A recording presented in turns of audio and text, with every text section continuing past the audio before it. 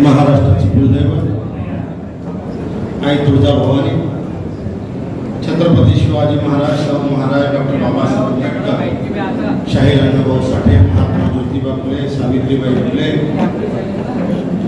सरदार वल्लभभाई पटेल, मौलाना अबुल कलाम आझाद यांना सर्वांना वंदन करून माझ्या 2 शब्दांना सुरुवात करतो. आजच्या या ठिकाणी व्यासपीठावर उपस्थित आदरणीय अनिल भाऊ, सर्व सन्माननीय व्यासपीठ, सर्व सन्माननीय कार्यकर्ते, बंधूंनो, मित्रांनो, माझ्या मातांनो, भगिनींनो, सर्वात अगोदर तर आज सर्वांच्या मनामध्ये मोठ्या प्रमाणात राग आहे आणि तो जो राग आहे त्या रागाचं महत्वाचं कारण जर का काही असेल तर त्याचं की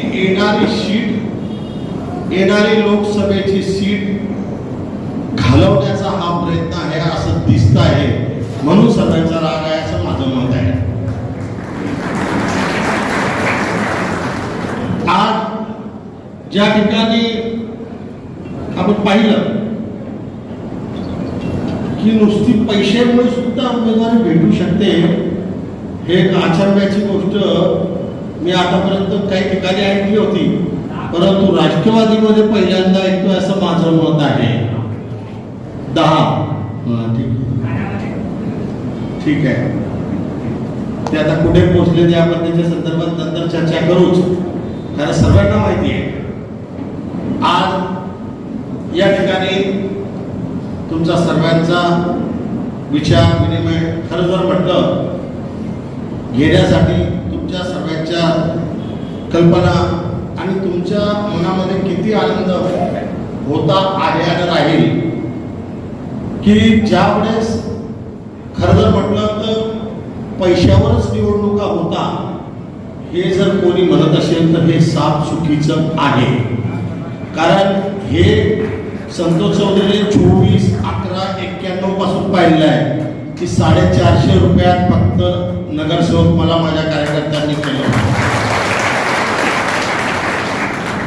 त्यावेळी 4 मंडळांचा अध्यक्ष होतो मी फक्त, आणि त्या 4ही मंडळाच्या आपल्या कार्यकर्त्यांनी, आपल्या वार्डातल्या लोकांनी मला त्या ठिकाणी सर्वात बलाढ्य उमेदवार ज्यांची 35 वर्ष नगरपालिकेमध्ये झालेली होती असे मानला भिक्षण जैनी यांच्या विरुद्ध मला निवडून आणलं होतं फक्त 450 रुपयामध्ये. काही लोकांना वाटत असेल की तयारी फक्त लोकसभेची आताच आहे, आणि लोणी सांगितलं की 1दा नाही, 2दा नाही, 4दा 5दा झाला विषय. वारंवार धोका देण्याचं काम या ठिकाणी पक्षाकडे झालं, आपण पाहिलं सुद्धा, परंतु तरी सुद्धा आम्ही पवार साहेबांची कधी साथ सोडली नाही. आणि आज आमच्या डोळ्यासमोर जे नाटक पुण्यामध्ये झालं ते बघून अत्यंत दुःख त्या ठिकाणी होत होतं की त्या ठिकाणी ज्यावेळेस उमेदवारांची निवड होते, तो उमेदवाराच्या निवडीमध्ये 2 लोक काढले जातात, 3 लोक काढले जातात. तो उमेदवाराच्या नाशिकला मी ज्यावेळेस गेलो, त्यानंतर मुंबईला बोलवल्यानंतर आम्ही सर्व मंडळी बसलो होतो. माझ्या शेजारी एकनाथ खडसे बसले होते. मी साहेबांना सांगितलं की हे जे काही कॅन्डिडेट येत आहेत हे सर्व डमी कॅन्डिडेट हे माझ्या शेजारचे माझेच पाठवत आहे असं मी स्पष्टपणे त्या ठिकाणी सांगितलं. आणि त्यानंतर साहेबांनी सांगितलं की आता फक्त 2 नाव राहतील, संतोष चौधरी आणि रवींद्र भैया. हे साहेबांनी फायनल केलं की या 2 नावांपैकी एक नाव आपण जाहीर करू, आणि त्याबद्दल आमची भूमिका हीच होती की दोघांपैकी कोणालाही केलं तर आम्हाला काही अडचण नाही. त्या संदर्भात 91 नंतर आपण पाहिलं असेल की एवढ्या निवडणुका लढलो आम्ही, परंतु आम्ही पक्षाकडे कधी 1 रुपया मागितलेला नाही, आणि पक्ष आम्हाला म्हणू शकत नाही की आम्ही 1 रुपया कधी पक्षाकडे घेतलेला नाही. ते आहे ते पुढे जाणार नाही, आम्ही आहे ते त्याचा काही वाद नाही. पण 91 नंतर मी आपल्याला एकच सांगेन की खरं जर म्हटलं तर यावेळेस 2009 मध्ये माझी लोकसभा लढायची इच्छा होती. त्यावेळेस सुद्धा मला डावललं गेलं. त्यावेळेस सुद्धा मला जर तिकीट मिळालं असतं तर त्यावेळेस सुद्धा मी 100% निवडून आलो असतो याची मला खात्री होती. आणि त्या 2009च्या लोकसभेच्या तिकीट मागणीच्या नंतरच माझ्यावर राजकीय खेळ खेळला गेला आणि मला जबरदस्तीने खोट्या गुन्ह्यामध्ये 2 वर्ष मध्ये ठेवण्याचं काम त्या ठिकाणी या चंडाळ चौकडीने केलं. हे मला इथे जाहीर आज सांगावं लागेल. थोडे दिवस सांगा या चंडाळ चौकडीचे सर्वांचे नावं मी आपल्या समोर देईल की कोण कोण याच्यामध्ये इन्व्हॉल्व होत आहे ते सर्वांची नावं सांगेल. मी त्याची चिंता करत नाही. आणि आम्हाला इतकं त्रास दिला आहे की जसं सोन्याला तापवताना तसं आम्हाला आगीमध्ये टाकलेलं आहे. आता तुम्ही ना आम्हाला आगीमध्ये टाकलेलंच आहे तर किती बी कुटा सोनं ते सोनच राहील दुनिया उद्या. त्यानंतर चेअरमनशिपचा विषयाच्या अगोदर मी जेव्हा आमदार होतो तेव्हा माझं मंत्रिपदाचं जवळजवळ फायनल झालं. मंत्रिपदाचं फायनल झाल्यानंतर असाच एक बलाढ्य पैशावाला आपल्या जिल्ह्यातला माणूस होता. त्याचे मला 4 फोन आले. त्यांच्या माणसांकडे मला निरोप आले की संतोषला माझ्याकडे घेऊन या. जर संतोषला माझ्याकडे येऊन बसला आणि मला सांगितलं की मला मंत्री बनवायचं त्याला लाल गंजी गाडी उद्या देईल असं सांगितल्यानंतर सुद्धा मी त्याला सांगितलं की मी तुझ्या पायरीवर येणार नाही. मंत्रिपदासाठी मी जे मागेल ते पवार साहेबांना मागेल, जे देणार आहे ते पवार साहेब आहे. त्यावेळेस सुद्धा मला डावललं गेलं. त्यानंतर आपण पाहिलं असेल की 2009 ला लोकसभेत डावललं. त्यानंतर जिल्हा बँकेच्या चेअरमनसाठी माझं नाव फायनल झालं. सर्व झालं, वाटपही झाली आणि जी वाटप झाली ती अजून मी त्यांच्याकडेच पडलेली आहे. परंतु त्यावेळेस सुद्धा खडसे भाजपमध्ये असताना सांगताय की चेअरमनशिप साठी संतोष चौधरीला देऊ नका, दुसऱ्याला द्या, आम्ही तुम्हाला मदत करू. म्हणजे त्यावेळेस सुद्धा मेसेज चुकीचा आला. आज मी आपल्याला खात्रीने सांगतो त्यानंतर सुद्धा विविध विषय झाले. आबा आता नाहीये पण आबांची सभा आठवडे बाजारातले सर्वांना आठवत असेल की आबांनी डिक्लेअर केलं होतं की तुम्ही भाऊ एक आमदार द्या, मी तुम्हाला आमदारकी देईल. एक खात्री पवार साहेबांची चर्चा करून मी सांगतोय असं सांगितलं होतं. तेव्हा सुद्धा एकावर एक फ्री काय आता एकावर अर्धा फ्री झालं. म्हणजे अशा पद्धतीने आमचा नुसता वापर पक्षाने त्या ठिकाणी केला जे आम्हाला दिसून आलं. आज मी आपल्याला खात्रीने सांगतो की खरं तर म्हटलं तर आमचं पुढचं टार्गेट वेगळं होतं आणि वेगळं आहे. त्यात लोकसभा यावेळेस तरी लढण्याचं माझं काही मनच नव्हतं किंवा मतही नव्हतं. परंतु खरं जर म्हटलं तर लोकसभा लढवणारा सुद्धा पक्षाकडे कोणी नव्हतं आणि त्यामुळे रवींद्र भैया आणि संतोष चौधरी यांचं नाव आलं होतं की हे दोघच आहे की हे बळीचा बकऱ्या होऊ शकतात. म्हणून आमच्या दोघांचं नाव फिक्स झालं आणि त्यानंतर रवींद्र भैयांना सांगितण्यात आलं की तू तयारी कर, एवढे आहात मी एवढे आम्ही तुला पक्षातर्फे देऊ. मी ते बाकी क्लिअर सांगणार नाही. परंतु रवींद्र भैयांनी नंतर सांगितलं साहेबांना की माझ्याकडनं जमत नाहीये आणि मी काही लढू शकत नाही. त्यानंतर मी दुसऱ्या दिवशी साहेबांकडे गेलो आणि साहेबांना भेटलो आणि विचारलं की म्हटलं साहेब आता काय करायचं पुढे. तर मला साहेबांनी स्पष्टपणे सांगितलं की रवींद्र भैयाने सांगितलं आता तू एकटा आहे. मी साहेबांचा आशीर्वाद घेतला आणि तिथून निघालो. आता एकटा असल्यानंतर मला थोडी माहिती की 1 आणि 1 11 नंतर होतील. आता ते 1 आणि 1 11 कसे झाले काय झाले त्याच्या संदर्भात मी नंतर बोललोच. परंतु आणि भाऊने सांगितलं, बच्चू भाऊशी माझं बोलणं झालं, अनिल भाऊचं बोलणं झालं, सर्वांचं बोलणं झालं. परंतु मी आजही मला आठवते आणि माझा आजही ठाम विश्वास आहे की पवार साहेब 15 वर्ष झाले आम्हाला तुम्ही साईडला टाकून सुद्धा आम्हाला 15 वर्ष सुद्धा न्याय मिळत नाही. ज्यांनी करोडो रुपये पक्षासाठी खर्च केले, आमचं रात्रदिवस एक केलं, बलिदान दिलं, 2 वर्ष जबरदस्तीने खोट्या केसमध्ये राहिलो. माझ्या परिवाराने काय वेदना भोगल्या त्या मला माहिती आहे. माझ्या कार्यकर्त्यांनी काय वेदना भोगल्या आहेत, काय वेदना माझे कार्यकर्ते भोगतायत याची सुद्धा मला कल्पना आहे. आज माझे कार्यकर्ते नुसतं मी तिकडनं आल्यानंतर कोणालाही सांगितलेलं नव्हतं की आम्ही या गाडीने येतो आहे. कार्यकर्त्यांनी फक्त मेसेज केला की आता भाऊ एकटे राहिले शर्तीमध्ये आणि आता भाऊ भुसावळला येतात. त्यांनी जो जल्लोष केला त्या जल्लोष केल्यानंतर यांचे सर्वांचे 12 वाजले आणि हे दुसऱ्या कामाला लागले. तोपर्यंत हे कामाला लागले नव्हते. त्यानंतर सोनवणेला पाठवलं. त्यानंतर चटर्जी बटर्जी हे दोघं गेले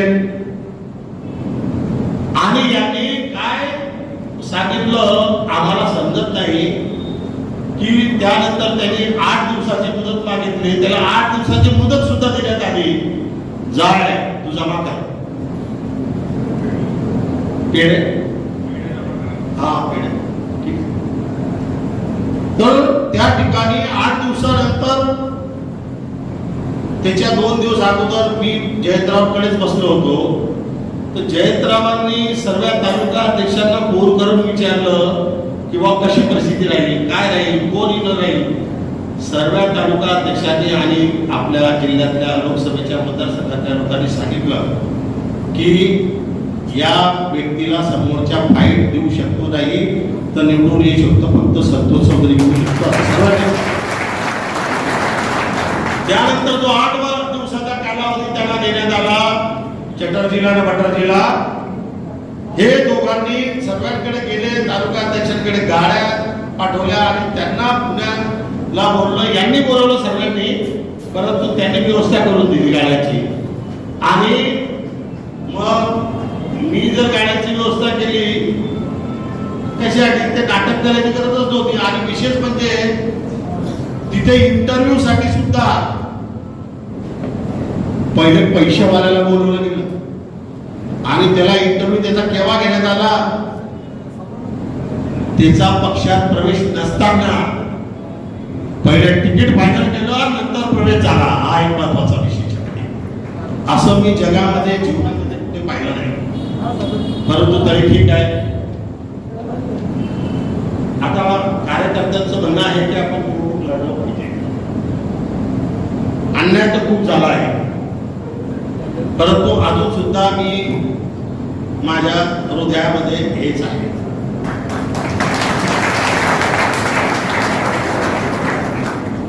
हा 2019चा माझ्याकडे रक्षा खडसेचा आणि माझा सर्वे सुद्धा आहे.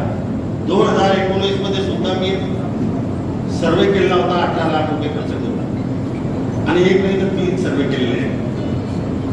परंतु 2019 मध्ये मी का लढू शकत नव्हतो हे तुम्हाला सर्वांना कल्पना आहे.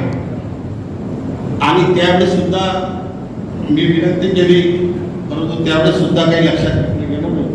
14 असो 19 असो, मग 3 वेळेस मी प्रयत्न करून मी शेवटी थकलो आणि मी यावेळेस काही मागणी केलेली नव्हती. आणि त्यावेळेस मी रिंगणात आल्यानंतर बघा किती लोक येतात तिकीट मागायला, हा एक विषय महत्वाचा आहे. आणि काही लोकांचं म्हणणं पडलं की माझ्या कार्यकर्त्यांनी जो जल्लोष केला त्याच्यामुळे यांचे 12 वाजले.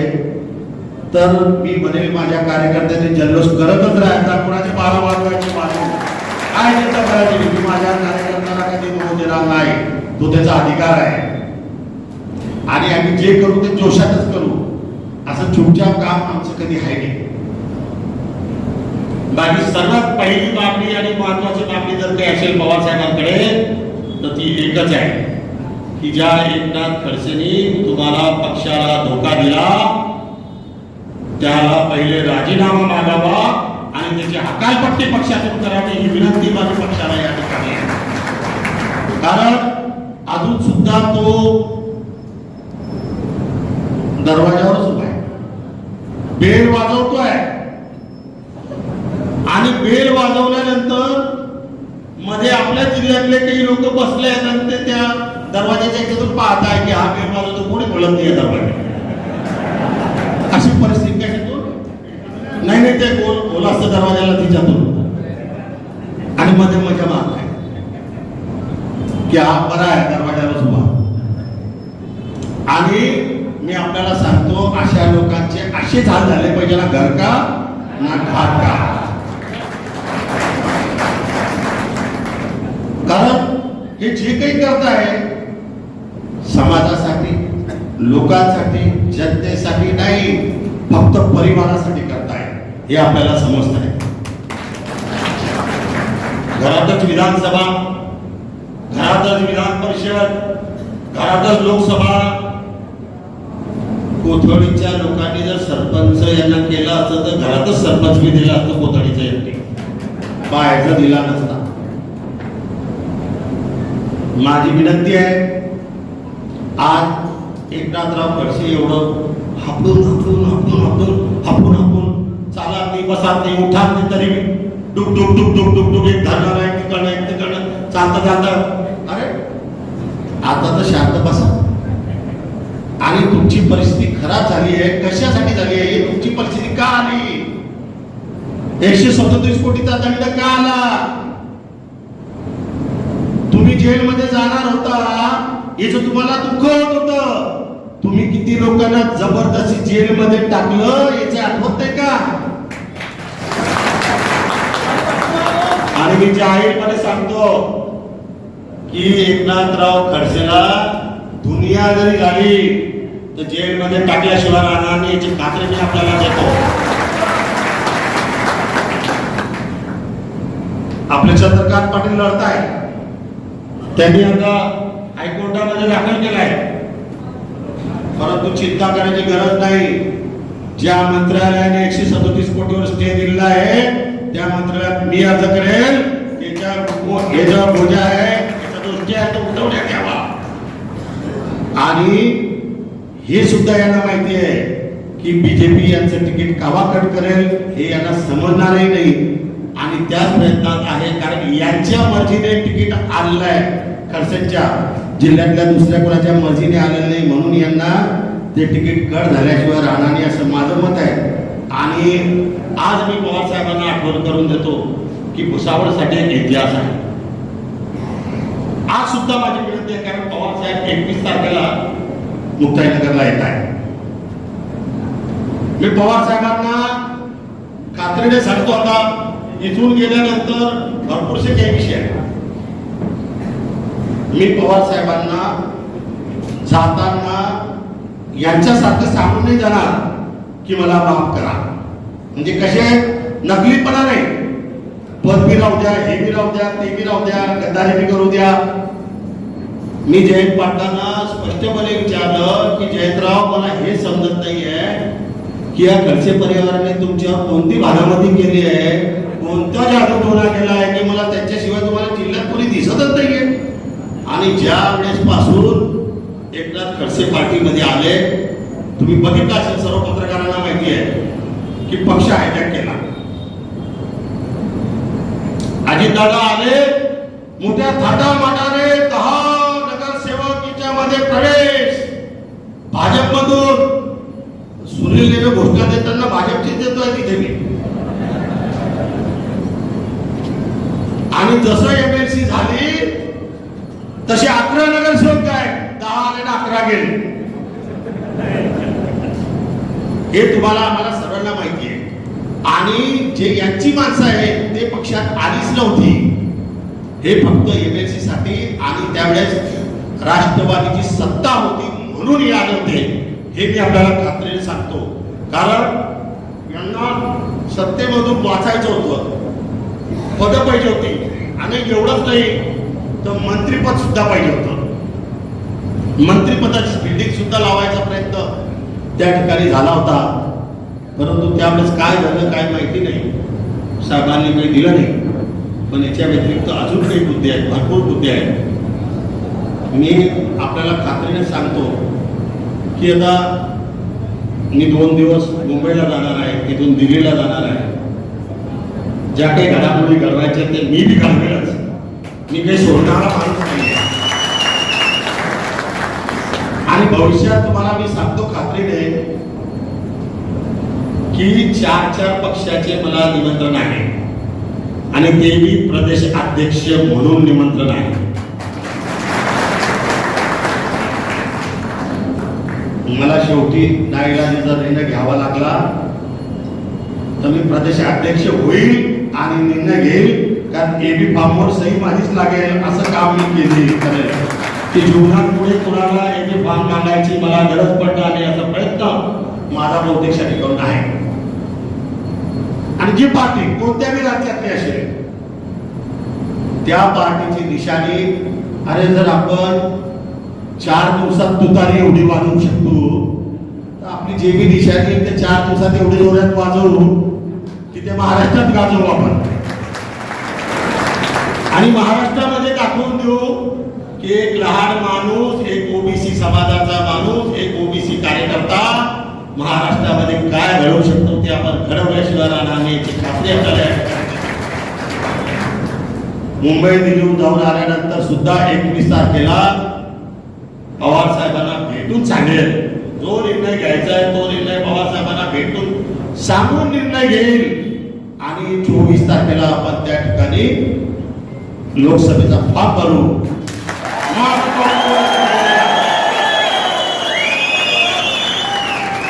राहिला प्रश्न पैशांचा. पैसा माझ्याजवळ हा सर्वात मोठा पैसा आहे.